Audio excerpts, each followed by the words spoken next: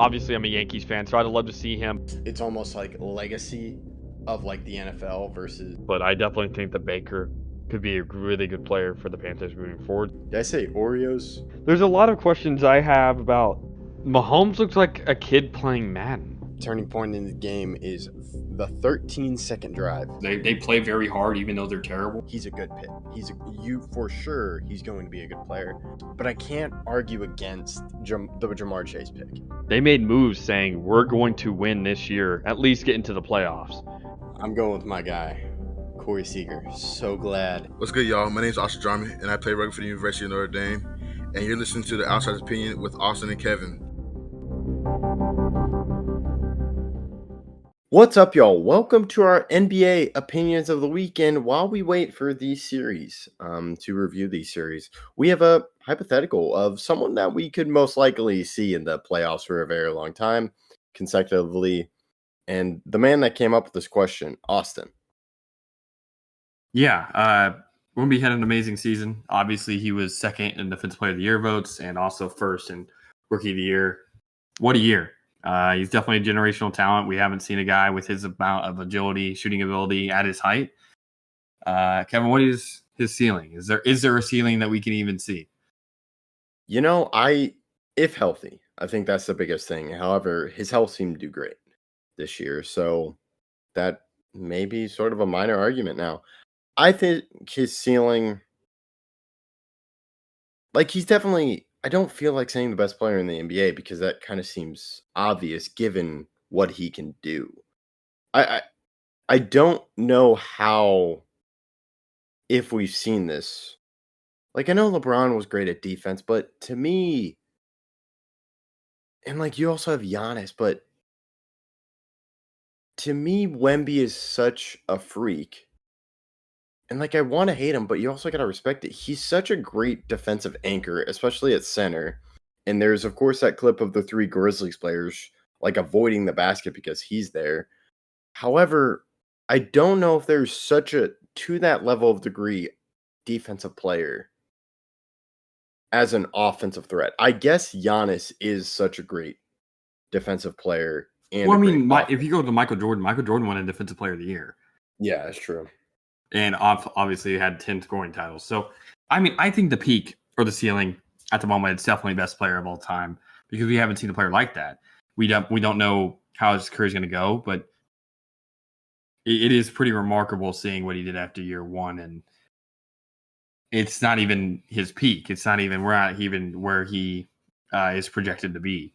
So I think it's amazingly high. I think he could be the best defensive player ever and the best player ever. I don't know if he could necessarily be the best offensive player of all time. I think that'd be a lot harder for him because you need some passing ability. You need a lot of other stuff to go your way. Scoring titles and stuff. And I don't know. For him, I don't know if going for scoring titles is necessarily the best course of action. I think he could average 28 while also averaging 4 blocks a game and be obviously the best player in the world without having to go for 30, which you would have to do in today's NBA to actually lead the league in scoring. But I think the peak is the best defensive player ever and the best player ever. I think that could be his ceiling, especially if he stays healthy, like you mentioned. Yeah, and I think that's fair. And this kind of all is like, we're talking about this because of just what a year he had. We talked about him last year and like during the draft, like, do you tank for him? And we, of course, were on board with that. But it just was like so far-fetched. Like, is it actually going to work? And it did actually work. He made first team all rookie defense. First time ever a rookie has done that. And second defensive player voting, as you said. To me, I don't really see a weakness. And I would say his main ability is defensive play. However, he is a great scorer too, which is like, I think it would be unprecedented if he was leading the league in scoring and also being a top defensive player. To me, that just doesn't seem likely. And I agree with you. He should save his energy. But if I think he could be like top 10, top 5 scorer in the league while also being one of the better defensive players And This year yeah, he was so close to being the best defensive player. Arguably, for a lot of people, he was. So I definitely think that potential is there, and I think that if he is the best defensive player in the league, and he's also like Gobert isn't doing this on offense, right? yeah, There's no. not. I guess Giannis is the closest recent guy. Maybe Kawhi as well. Kawhi, when he was defensive player of the year, was also a great offensive player, but to the level that Wemby can be, it's really just Giannis and him. But yeah, I'd say Victor is also a better defender, at least peak, because he's already averaging so many blocks and he's affecting the game in ways that we don't see on the stat sheet, whether it's affecting deciding to pass the ball instead of shoot it when Wemby wouldn't have even blocked it. I think his presence in the paint is generational, and we'll have to see whether or not he can use that to his advantage going forward. And you mentioned Jordan. I think that's a great comp for his ceiling. I'm not comparing him to Jordan. I like the idea. To me, that's a different thing, as I know I've gone on about comparing Ant to Jordan. But to Well, again, me, we're saying what his ceiling yeah, is. what his ceiling is, yeah. To me, he'd be his own Wemby. To me, what makes it so like Jordan did it at that level. He was a defensive player of the year. Also, I believe he did lead the league in scoring one of those years, maybe multiple times. Can't remember. To me, it feels different though because Jordan was sort of a guard, and it's Wemby's the center.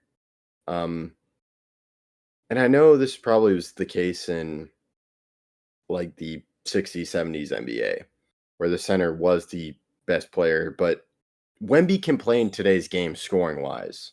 But to me, center kind of has a big impact on the defense, given that they are around the hoop and he has that paint presence, as you mentioned. How do you feel about?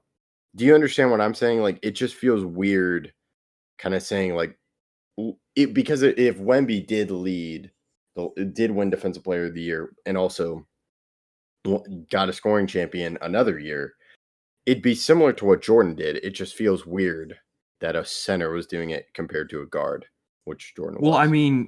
I get what you're saying. Sure, it's definitely something weird, but we've seen Giannis get really close to doing it, averaging 31 points per game. He obviously didn't lead last year. That was Joel Embiid, but he averaged 31 points, and he's also won a Defensive Player of the Year. You also have certain players, a center that's gotten it, I believe. David Robinson, I'm checking right now if he won Defensive Player of the Year. I'm 99% sure of it. Yes, 91, 92 Defensive Player of the Year, and he also led the league in points in 93, 94. So within a 3-year stretch, he was Defensive Player of the Year, then second Defensive Player of the Year, second Defensive Player of the Year. But that third year, he'd won the scoring title. So I guess what's funny about it is that's also for the Spurs. It's the center for the Spurs is the last player to do it, I believe, to win a scoring title and be a Defensive Player of the Year in your career for a center. There's also Tim Duncan, who's won a Defensive Player of the Year before. Oh, no, Duncan never won it, which is kind of crazy. Wow. Duncan won 2 MVPs, but he never won Defensive Player of the Year. He was top 3 a lot of times, top 5 a lot of times, but never top 1. But yeah, David Robinson, the center, led the league in points just 2 years after winning Defensive Player of the Year. So we've seen it happen with the center before, but it's been a while. And Wemby's that type of player, though. He's that special, once in a generation. Yeah, and I think this was a good theoretical, and we definitely could see it happen. This does pose the question of how do you build around him, but we can save that video for another time. But his ceiling really is sky's the limit. There's nothing really. The only weakness to him is the injuries. It's not a part of his game. And honestly, we don't know how that would be. We don't know if that's a weakness yet. Yeah. Time has not gone on past them. It could become one. It could not. Kevin, you obviously thought that he would be more injured than he ended up being, and I didn't. That's why I picked him to be my Rookie of the Year, and he turned out to be healthy. And I hope the Spurs and himself take care of his body, and he can continue to play for a while. Yeah, to me, like it's easy. Like Rudy Gobert's weakness, offense. The weakness is just like availability, but he's proven that, and is it really much of a weakness, as you mentioned? So yeah, that's all we got. Let us know what you think. How do you feel about this? Are there any comps we missed, or is there a limited ceiling for him? We appreciate your comments and thank you for listening to Outsiders Opinions.